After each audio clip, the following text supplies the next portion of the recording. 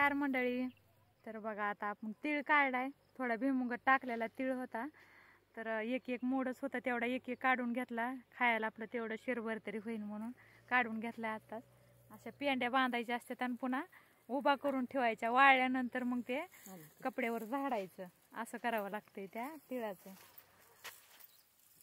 अरे रामा, बघा असं कोप केल्यासारखं असं करायचं, याला तीळ असं लावायचं ना. तर हे वाळलं की पुन्हा ह्याला 2-3 वेळा झाडावं लागत असं, नाही का ना? ह्याला वाहिलं हे का? तर हे बघा बी वेगळंच आहे म्हणून ही पिंडी बी साठी जास्त जरा वायलच ठेवली, कारण ह्याला लय बोंडण ते आले तर एकदम छान आलाय. तर म्हणून ह्याचं एवढ्याच बी धरायचे आपल्याला पुढच्या वेळेस पेरायला आणि टाकायला ह्याच्यात. तरी असं असते तीळ. तिळगुळ घ्या आणि गोड गोड बोला, या अशापासून तीळ तयार होत असतो. तर बघून घ्या. नुसतं म्हणायला येते तेवढं तिळगुळ घ्या, गोड गोड बोला, पण ते तीळ कसा उत्पन्न होतो हे माहीत आहे का कोणाला?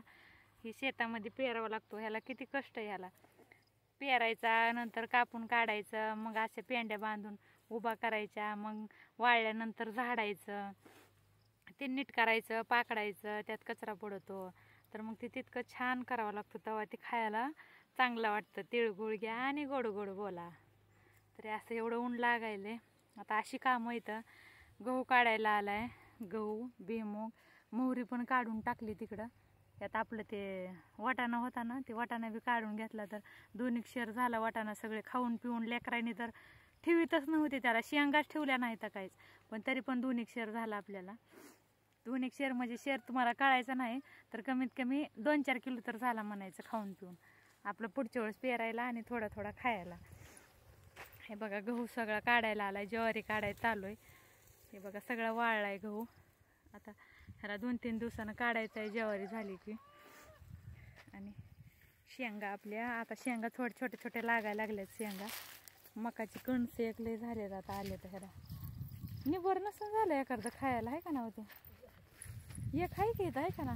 मकाची कणसं तर अशी आले ती काय उगं कुठल्या तरी बाहेरल्या देशातून ह्याचं बी आणलेलं आहे, असे मकाची कणसं आलेत प्रत्येक ताटाला, आहे का ना? 4-4 आणि 5-5 कणसं आले. तर हे निबर असं, नाही का ना? होत आहे, आहे का ना? पुन्हा नेऊ तोडून. तर हे बघा अशी कणसं आले त्याला. हे एक निबर झालं ह्याच्यातलं खायासारखं.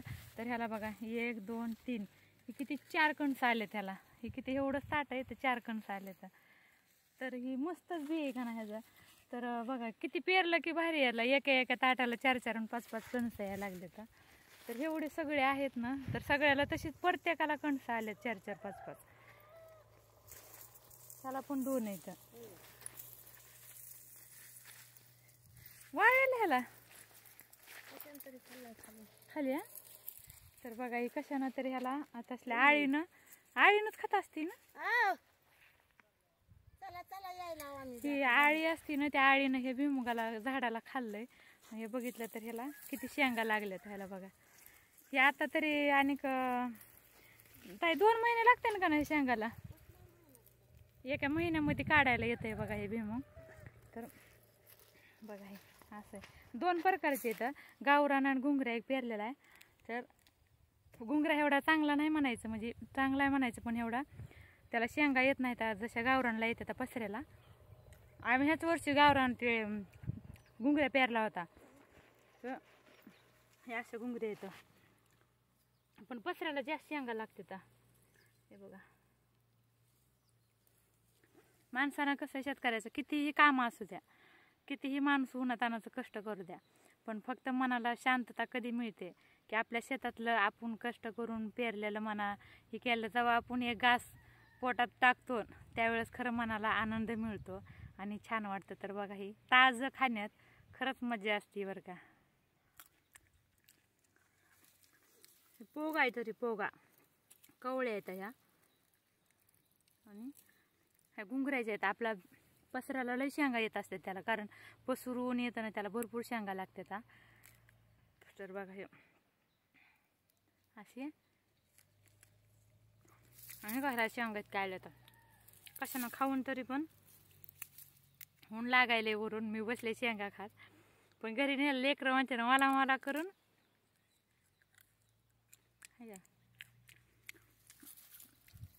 असं असते, काम पण करायचं खायचं पण. काम केलं तर खायला भेटतं, खाल्लं तर काम करायला ताकद राहते असं म्हणतात. बरोबरच आहे. आणि बघा फोडणीचं, आपल्या फोडणीची तयारी. मोहरी कापून ठेवली, आता ही चोळायची, ह्याला चोळून मग काढायची. ह्याला बडवायचं फिडवायचं काय नसतंय जास्त, कारण लगेच पडती. आणि काय आपण दुसरी ही केली ती तेवढी निघली. तर बघा हे असं काही ना काही हेच होतं. तर ही याला असा मगाचा पण झाला होता.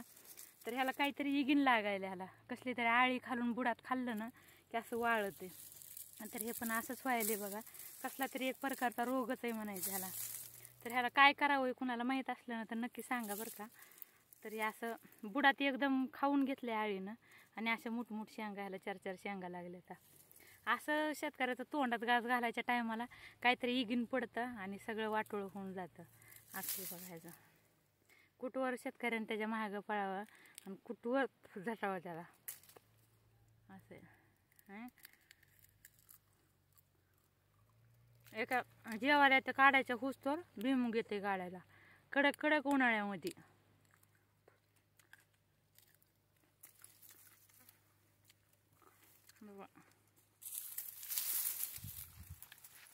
एवढी मकाची कणसं आता संध्याकाळी मस्त पैकी मकाची कणसं भाजायची. आणि तर बघून घ्या आपलं हे भुईमुग. आता एवढं हिरवं दिसते, आणि की 1 महिन्यात काही सुद्धा हिरवं दिसत नाही. सगळं काहीच हिरवं म्हणजे फक्त वर घासन ते तेवढं शेरडाला जनावरला खायला टाकलं तेवढंच, नाही तर बाकीचं काय सुद्धा नाही. पुन्हा तर आता ऊन लागायला, आता घरी जायचं. शेंगा खाते एवढ्या 2-4. तर आता बघा कसा वाटला व्हिडिओ मला नक्की सांगा. आणि जे नवीन असतील त्यांना सबस्क्राईब करा, लाईक करा, शेअर करा. चला तर बाय मंडळी.